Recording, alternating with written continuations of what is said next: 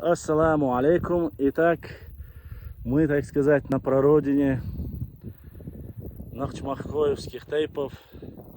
Наша историческая родина многих нахчмахкоевских тейпов. Почему я остановился здесь именно? Хочу вам показать.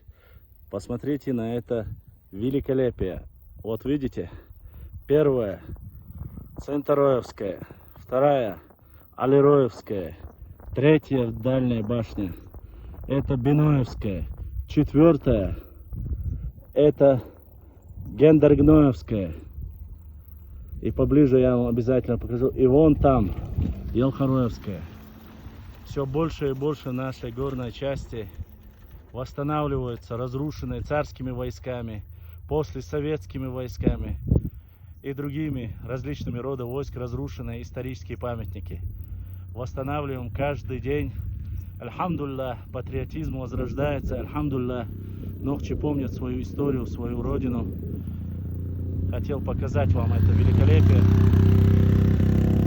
Вот еще раз. Первое. Центроевская, Алироевская, Биноевская, Гендергноевская и Елхароевская башня.